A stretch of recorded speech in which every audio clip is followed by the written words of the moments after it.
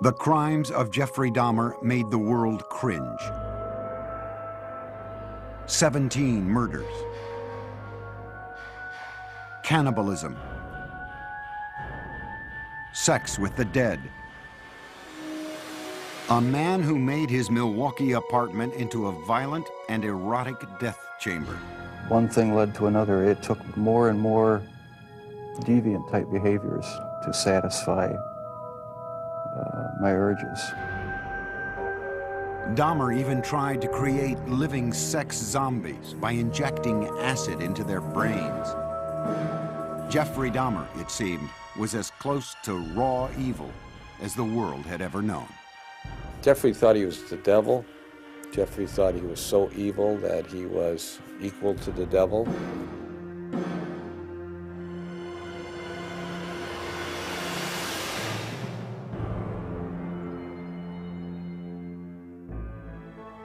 The first child of Joyce and Lionel Dahmer was born in Milwaukee, Wisconsin on May 21st, 1960, just before their first anniversary. His name was Jeffrey. It was a very happy time when Jeff was first born, and for a couple of months it was like everything was brand new and very, very enjoyable and happy, looking forward to the future. While Jeff's father pursued his chemistry degree, Jeff grew into a bright and loving child. He was very exuberant. He liked to wrestle. He liked to run around and ham it up for the camera. And he liked to play with kids. He liked to get together with them. And he was very outgoing. Jeff was also an extremely curious child. He seemed to want to play with things and feel things and get to know their texture, and he seemed to be very much in tune with what's around him. He just wanted to know what was going on. He had a fascination with animals as a youngster. Once, 4-year-old Jeff watched his father collect the bones of small animals that had died under the house. I brought him out, put them in a metal pail just to collect them all in one place, and they dropped in with sort of a clanking noise, and Jeff seemed kind of interested in that noise, and he took a hold and let them drop down in too. You know, in retrospect, everything looks grim and dark and sinister. You know, like, could that be the start of something evil? Well, I have to admit, it's simply just the curiosity of a child.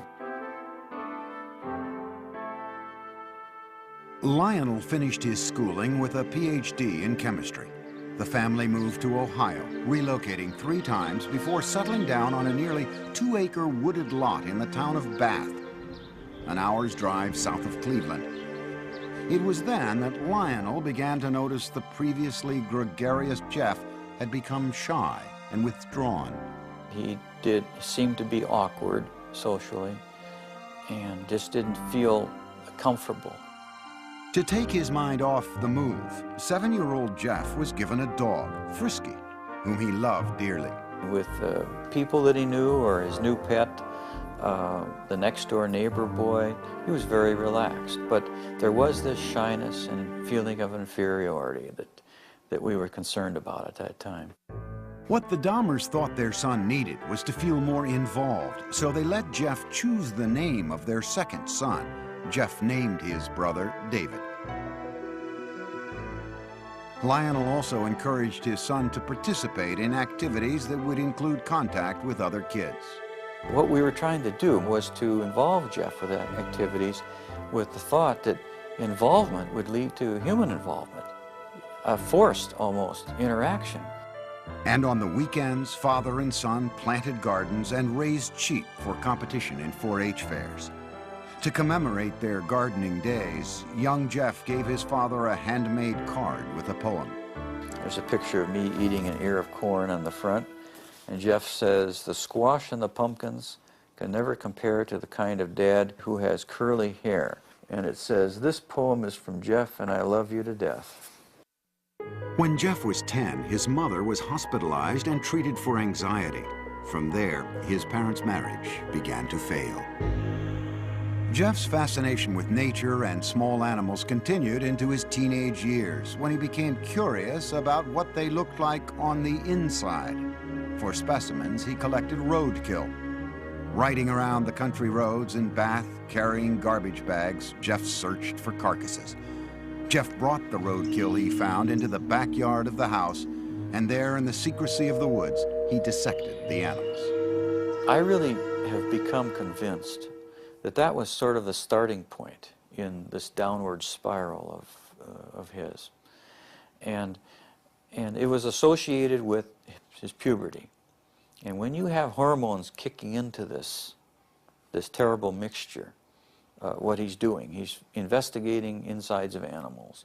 And his sexuality was developing at the same time. Teenage Jeff was discovering that he felt sexually attracted only to men. But the thoughts of sex with men became interlocked with fantasies of killing another man and dismemberment. The fantasies excited him, but they were unspeakable. I think it was around age 14 or 15.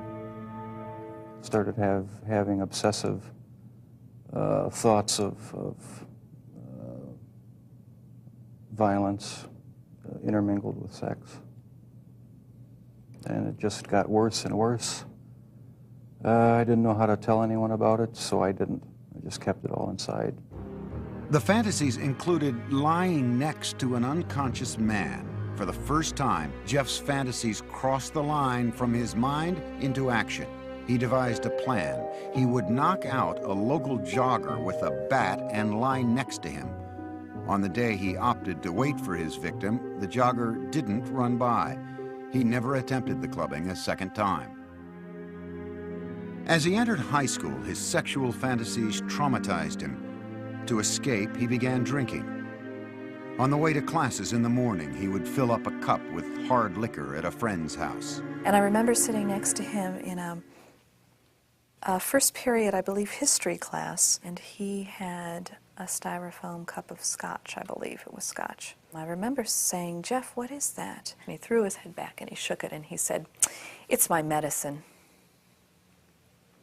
But clearly he was getting drunk at 8 o'clock in the morning. At home, Jeff was watching his parents' marriage dissolve. When their bickering escalated to open fighting, he retreated to the forested backyard, slapping tree trunks with sticks. I'd leave the house, go out in the woods and sulk, brooding, wondering why they had to have such a rough relationship. He remained aloof with few interests and no close friendships, but he still seemed to have a sense of humor. On the high school tennis team, Jeff spent most of his time goofing around rather than playing a serious game. But more often than not, the jokes were at Jeff's expense. He gained a reputation as the class clown. Acting out in a bizarre or unexpected manner became known at his school as, quote, doing a Dahmer. All of a sudden you'd be walking down the hall and you'd hear someone yelling and hollering and running through the hallway, and it's Jeff Dahmer in the middle of the day, running, flapping his arms, yelling, hurricane drill, everybody hide. At one point, Jeff collected money from classmates in exchange for a show at the mall. And a woman is handing out samples of sunflower seeds, and Jeff is taking one, and then another, and being very polite, like he always was, and then just spits them out all over the place, and starts yelling at the top of his lungs, "I'm allergic, I'm allergic, I'm allergic," and runs away. During his junior year, Jeff went along on a school-sponsored trip to Washington, D.C. And Jeff said, "I have an idea, let's go see the vice president." And we sort of all laughed and said, "Yes, sure, the vice president." Jeff went to a payphone. When he returned, he announced that they would be seen in the office of Vice President Walter Mondale in 2 hours. He had explained that we were high school students from Ohio working on our school newspaper, and we were in town for a week, and could we come and talk to someone in the vice president's office? His slick talking worked. Dahmer had gotten his classmates inside the executive office building to meet with Mondale. In the classroom, Jeff was something of a model student. Very polite to adults, dressed very nice, very respectful to teachers. Did his work. He could be an A student if he wanted to. Other times he would fail a class because he had no interest. He could be very polite with very good manners, yes sir, no sir, when he spoke with teachers. He was perfecting his ability to fool authority figures. But as time went on, Jeff became less interested in his performance at school. No one really knew what was going on in his mind. He didn't open up to anybody. He didn't have any close friends. And he had really slipped away from his social life the older we got in high school. At the school near Bath, Ohio, Jeffrey remained an alcoholic outcast. His behavior was the subject of mockery from other students. I don't think he connected, he didn't engage with people.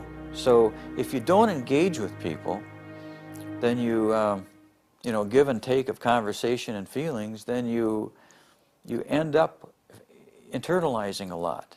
You fantasize a lot. And then the next step is to think that some of those fantasies may be real. A step Jeff was ready to make. He would kill his first victim just after high school graduation. For Jeffrey Dahmer, the summer of 1978 started with high school graduation. It would be downhill from there. His parents, after years of open and bitter fighting, divorced. Jeffrey's father, Lionel, moved out of the family house in Bath, Ohio, and into this nearby motel. Unbeknownst to Lionel, Jeff's mother took younger brother David and moved to Wisconsin. Jeffrey found himself home alone. Jeffrey was 18, and like most teens his age, he had active sexual fantasies. But Jeffrey's deviated from the norm to include thoughts of killing his lover. Now the isolation of the empty family home gave him the opportunity to act out those fantasies. Just weeks after graduation, Jeffrey picked up a hitchhiker along the road. It was 18-year-old Stephen Hicks. I wish I just kept on going, but I didn't. Turned around, picked him up, and that's when the nightmare became a reality. Jeffrey invited Hicks back to the house. They drank beers and spent a couple of hours just hanging out. Then Hicks said he had to go, but Jeffrey didn't want to be alone. He attacked Hicks, knocking him out with a barbell, and then he strangled him. Dahmer had fulfilled his fantasy, but he was lucid enough to know that he had committed a murder. He quickly began to hide the evidence. He dismembered Hicks' body with a knife, a skill he had practiced as a younger teen with roadkill. He put the pieces into trash bags and loaded them into his car in the middle of the night. He was heading for a dump site when he was pulled over by the police for drifting across the center line. The officers asked Jeff what was in the bags and why he was out so late. Jeff was trapped for the first time, but he was ready with a lie. He coolly told the cops he was troubled by his parents' divorce and couldn't sleep, so he thought a trip to the dump would take his mind off things. The police let him go with a ticket. Jeff returned home, racked with guilt over the murder. He stashed the bones of Stephen Hicks under the house for 2 weeks. Then he smashed them to bits with a sledgehammer. Behind the house, Jeff spun in a circle, tossing the fragments among the leaves and brush. In August, Jeffrey's father stopped by the house. I said, "Where is your mother? Where's Dave?" And he said, "They're gone." I said, "Well, what do you mean? They're gone, they've left." Jeff's father moved back into the house. He encouraged Jeff to find a job. But Jeff wasn't interested. He spent his days drinking, even getting himself arrested for public intoxication. Lionel took his son to Alcoholics Anonymous meetings and psychological counseling sessions. They had little impact. Nothing could erase the violence and terror his first murder had imprinted on his mind. Only the alcohol seemed to provide relief. By the end of the summer, Jeff was still jobless, so Lionel suggested an alternative, college. He enrolled Jeff at Ohio State. But Jeff spent the entire first quarter in a drunken stupor, selling his blood to plasma centers and spending the money on beer. Predictably, Dahmer flunked out and returned home. I said, "Jeff, the doors are closing. I think perhaps that the armed services might be something that you need. Like all the other choices that had been made for him, Jeff passively went along with his enlistment. After his basic training was complete, he left for an army hospital in San Antonio, Texas, where he was given specialized instruction as a field medic. There, Dahmer learned more about human anatomy. For one of the first times in his life, he was excited about what he was doing, responding to instruction and discipline. After 6 months in the Army, his sluggish body had become lean and strong. Normally shy and reclusive, Jeff became outgoing, even smiling. But the mood swing was temporary. The Army sent him for a tour of duty in Germany, and there, once again, Jeff emptied bottle after bottle. His superiors noticed and gave Dahmer an early discharge. He went directly to Miami Beach without contacting his family. He worked in a sandwich shop and lived out of a motel. When his booze bills exceeded the room costs, Jeff took to sleeping on the beach. And he was terrified one night when a rat, big, huge rat, came crawling over him, and he called us. He said, he needs some money. I said, we won't send you money, but we'll send you a ticket. You come home. So I met him at the airport, Cleveland Hopkins Airport, and he had a smile on his face. But as I got closer, it wasn't a smile of happiness, it was a smile of inebriation. Lionel tried for a year to help his alcoholic son, to no avail. Jeff was sent to stay with his father's mother near Milwaukee. There, he seemed to find some stability at last, making a concentrated effort to turn his life around. He stopped drinking, went to church with his grandmother, and he fought what he believed were immoral homosexual urges, which eventually led to his inescapable fantasies about murder. Dahmer even found jobs, first at a blood bank and then working nights as a chocolate mixer in a candy factory.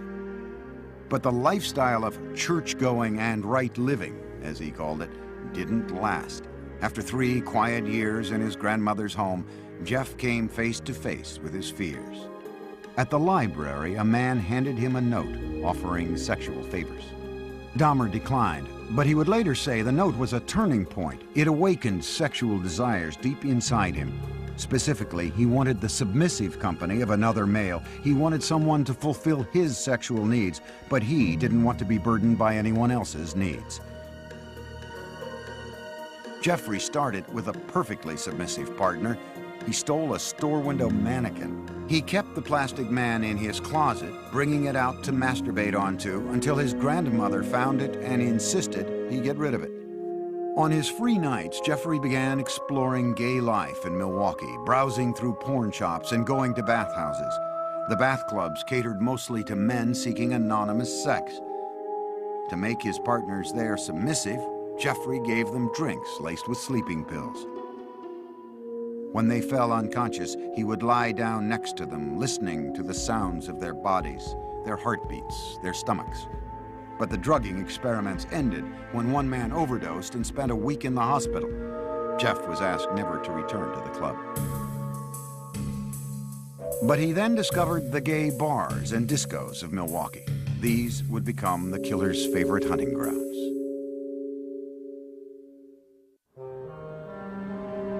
By his late 20s, Jeffrey Dahmer was settled in Milwaukee, living at his grandmother's and prowling the city's gay scene.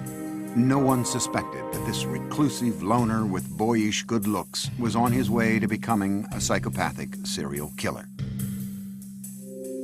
He did take pleasure in the fact that he was in control of his own little world, that nobody knew what was going on, that he was the master of it. Dahmer could fit in with any group, and you wouldn't say, oh, he must be crazy, or he must be a killer. That's why he was so successful. He was not a repulsive individual. Certainly not in Milwaukee's gay nightclubs. We have it on good facts that he was considered somewhat of a honey in the gay community, that people found him attractive. Several people told us that he was the kind of guy that you wanted to take care of, you wanted to baby him. But Dahmer had very specific requirements for his men. He chose a body style. He liked long, lean, smooth, muscular, body styles, and it didn't matter if they were black, white, yellow, red, or brown. If he found them attractive, he would try to get them. In November 1987, Dahmer met 25-year-old Steve Toomey at a downtown club called 219. After a few drinks, they left the bar for a night at the nearby Ambassador Hotel. Dahmer used an old trick to get Toomey into the submissive state he craved. I had put some sleeping pills in his drink to render him conscious, and was just going to spend the night with him. When I woke up in the morning, my forearms were bruised, and his chest was bruised, and blood was coming out of his mouth. He was hanging over the side of the bed, and I have no memory of beating him to death, but I must have. But Dahmer didn't panic. He went out and bought the biggest suitcase he could find. At the hotel, he crammed Toomey's body into the case, dragged it into a taxi, went back to his grandmother's house, and dismembered Toomey in the basement. That's when the obsession went into full swing. He decided after that second death that he would no longer attempt to control his desires, that he would give full rein to them, yield entirely to them, and after that his life became the pursuit of unmitigated sexual pleasure. Dahmer now decided to pursue his fantasies of ultimate control. It was no longer enough to have his partners submissive just for a night. He wanted to keep them that way forever. So with the intent to murder and then butcher the men he picked up, Dahmer returned to the clubs. At a bus stop outside 219, he met 14-year-old James Doc Stater. Dahmer offered him $50 to spend the night with him. They took the bus back to Dahmer's grandmother's. While she slept, Jeff and Doc Stater had oral sex. Then Dahmer drugged and strangled him, his preferred method for killing. He stated in no way did he ever want to hurt anybody. As funny as this sounds, that is the reason why he killed everyone by strangling them, because not only did he get the power and the thrill of committing the murder, but it was also the most humane way. With Doc Stater, Dahmer further explored his dark fantasies. He hid the body in the basement for a week and continued to have sex with it. Most serial killers are sexual deviants who are social and psychological sociopaths and sexual-paths who kill people for their own sexual gratification. Dahmer's was different than that. He was a true necrophiliac. He was trying to have sex with an unconscious or dead person. Once James Doc Stater began to decay, Dahmer dismembered him in the basement near a floor drain, just as he had with Toomey. Dahmer was now drinking heavily again, especially on the nights he planned to murder. By the time he killed, he would be stone drunk. He drank because his conscience was so strong. This isn't a man that didn't know the difference of right from wrong. 2 months after killing Doc Stater, Dahmer picked up 21-year-old Richard Guerrero from a Milwaukee bar, again offering him money to spend the night.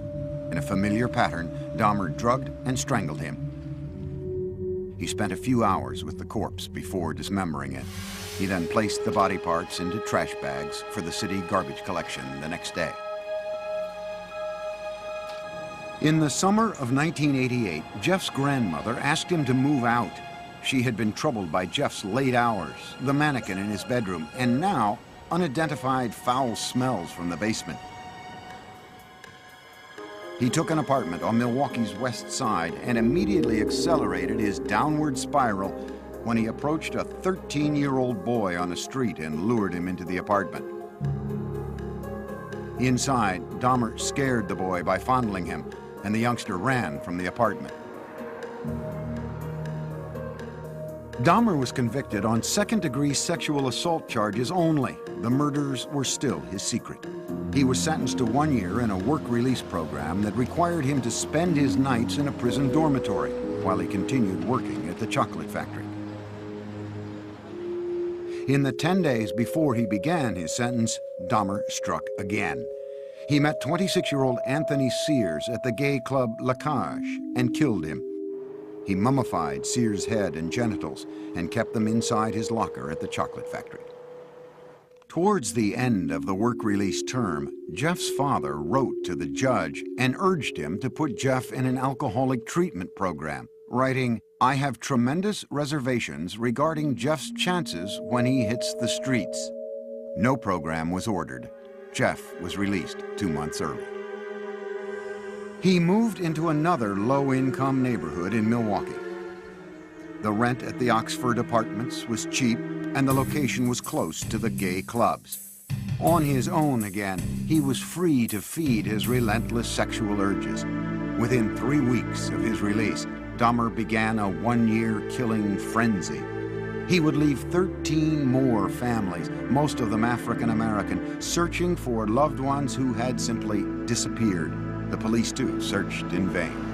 Once Jeff started on his killing spree, all of his financial resources, all of his time, money, effort, desires, emotions, thoughts went into his secret world of killing people and keeping them with him.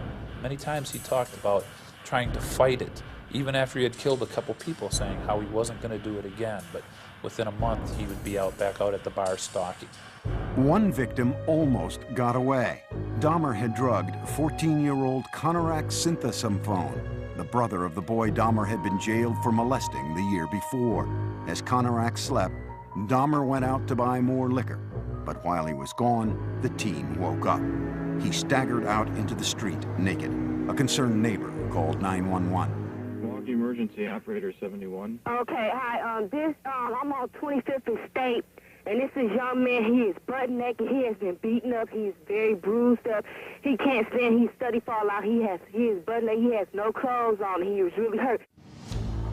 Police arrived. By this time, Dahmer had returned from his beer run. As he had with police in Bath, Ohio after his first killing, Dahmer smoothly lied. He told police that Konorak was his gay lover who simply had too much to drink. He brought the cops into his apartment and showed them Polaroids he'd taken of the teen, proof, he said, of their relationship. The police believed the 14-year-old was of legal age and left him behind with Dahmer. They wrote the incident off as a lover's quarrel. Again, Dahmer had been slippery enough to keep his killings a secret. As soon as the cops left, he murdered the boy. Inside Dahmer's apartment, the bodies began to pile up. So he bought a 57-gallon drum and filled it with a powerful acid to dissolve the dismembered limbs and torsos. After weeks in the acid, the remains of Dahmer's would-be lovers became sludge, which he flushed down the toilet or the bathtub drain. For others, Jeffrey boiled the skin off their bones on the stove. A sweet, bitter odor of death began to infest the building, and many tenants traced the smells straight to Dahmer's door. It's awful funny. Whatever Jeff was cooking, Jeff never bought no groceries. So what could he have been cooking that smelled like chitlins? Chitlins have a very peculiar, nasty odor to them, you know. Dahmer was pathologically lonesome, not wanting his sexual partners to leave him even after death. He took keepsake photos while removing their flesh and then preserved certain parts. And one thing led to another. It took more and more deviant type behaviors to satisfy my urges. He devised a plan to build a shrine out of skeletons and skulls, but he was still in search of the perfect partner, one who was completely submissive but alive and not prone to decay. On a few still living victims, Dahmer used a power drill to open small holes in their skulls. Then he injected acid into their brains. According to Dahmer, none of his experimental zombies lived longer than a day. And in perhaps the ultimate effort to keep his victims with him, Dahmer began eating their flesh. It made me feel like they were a permanent part of me. Besides the just mere curiosity of what it would be like, it made them feel that they were a part of me, and it gave me a sexual satisfaction to do that. Throughout this year of ruthless killing, Dahmer still appeared outwardly normal. In this video, taken at his grandmother's house on Thanksgiving, Dahmer talked calmly with his father. Well, you're looking good. Grandma was saying that she thought that you got quite a bit thinner, but you look fit. I don't know. Well, I've been surviving mostly on McDonald's food. It's just so much easier just to pop into the restaurant. But yeah, like I've said before, it gets too expensive, and it does. I have to start eating at home more. It's amazing how he could sit there and appear like he's, you know, clean cut, nice jacket on, and talking very hopefully about his job, intelligent. It's amazing how much a human being can hide from another human being. But careful as he was, Jeffrey Dahmer was about to run out of good lies. In July 1991, the city of Milwaukee discovered a serial killer, 31-year-old Jeffrey Dahmer. One man, Tracy Edwards, had managed to escape from the horrors of Dahmer's apartment and flag down a passing patrol car. When the officers entered the apartment, they found 83 Polaroids of bodies in various stages of dismemberment. There were more shocking discoveries in the kitchen. There were 4 fully enfleshed skulls still there, sitting in a refrigerator. One of the officers said he opened the icebox. He heard a scream. It was only later that he realized that it was he himself who had screamed. TV news cameras rolled as what was left of the victims was carried out. The 57-gallon drum filled with the torsos of 3 men. A freezer with dismembered limbs and flesh. Metal cooking pots with mummified hands and genitals. This time, there was no lie Dahmer could tell to save himself. He was walking in a pretty defeated manner. His shoulders were hunched, his head was down, he was sweating profusely. He kind of had a faint, kind of a whining, like a baby crying noise about him. At the police station, detectives began a marathon interview with the suspected killer. Dahmer at first blamed the booze instead of himself, saying he wouldn't have been caught if he hadn't been so drunk. But Dahmer was now clearly scared. The look of terror and almost hysteria that he had on his face in the interrogation room that first night as he was coming down off the alcohol and finally realizing that the gig was up. He was caught. He did cry several times. He went into a rage. Besides asking to kill himself, he stood up and pounced around a couple times. Once Dahmer sobered up, no one could guess at the gruesome details to follow. He made this statement: when I tell you what I'm going to tell you, you're going to be famous. And I tried to say, look, Jeff, there's nothing that you can tell me that is going to freak me out. And he laughed at that. He said, you don't know what I've done.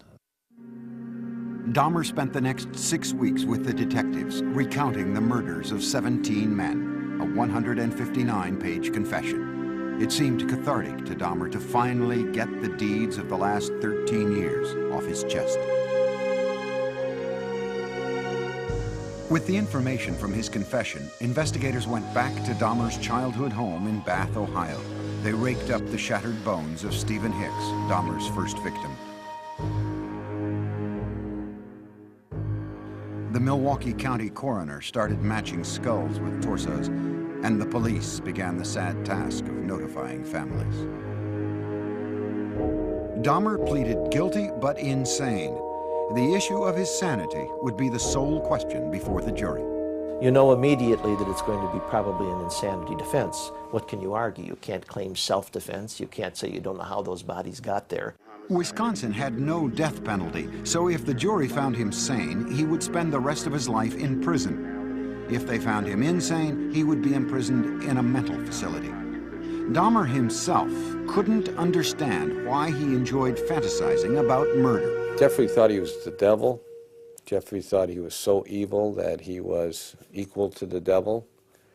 And he knew there was something wrong with him, but he didn't know what it was, but he never categorized himself as being insane.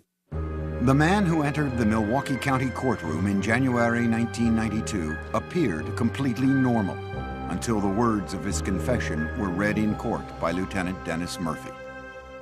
He related this was a person he really liked. He indicated that he had filleted his heart and kept it in the freezer, and he also kept his bicep. He indicated that he had eaten the thigh muscle of this subject, but it was so tough he could hardly chew it. He then purchased a meat tenderizer and used it on the bicep. Dahmer's father, Lionel, sat in the courtroom beside his second wife, Sherry, stunned by what he heard. No one softened the blow for us. No one told us, no one prepared us with any of these details. How could this be? How could I have not known about it? Dahmer's crimes seemed to be devastating proof of insanity.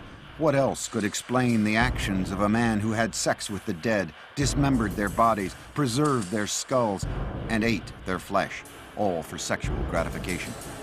But the law has a very strict interpretation of insanity. Dahmer's defense team had to prove two things. One, that he indeed suffered from a mental disease, and that it kept him from knowing right from wrong. Necrophilia, a compulsion to have sex with the dead, is recognized as a sexual disorder, but it does not make one legally insane. He argued that the necrophilic drive was such that he could not control it. But we don't accept that in the United States as a defense, no more than we accept a pedophilic drive of the man who wants to have sex with children. Ladies and gentlemen of the jury, I understand you have arrived at verdicts in this manner. In a 10-2 decision, the jury found Jeffrey Dahmer legally sane. Some relatives of Dahmer's victims sat quietly in court, others cried. Prior to his sentencing, they were allowed to express themselves before the judge. Jeffrey, I hate you! I hate you! Nothing's under control! Don't Jeffrey, I'll kill you! I can't be motherfucker! I can kill you! What's your name, fast? I can kill you! Once order was restored, Dahmer spoke publicly for the first time. I feel so bad for what I did to those poor families, and I understand their rightful hate. I have seen their tears, and if I could give my life right now to bring their loved ones back, I would do it. I am so very sorry. Many questioned the emotional depth of Dahmer's apology, whether a man who killed so routinely had the conscience to feel remorse. The judge sentenced Dahmer to a 937-year prison term, but it would last only a few tormented years.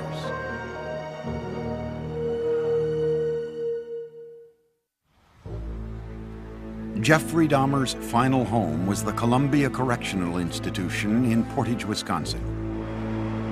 His former residence at the Oxford Apartments in Milwaukee stood as a painful reminder of the lives that ended there. So in November 1992, it was demolished.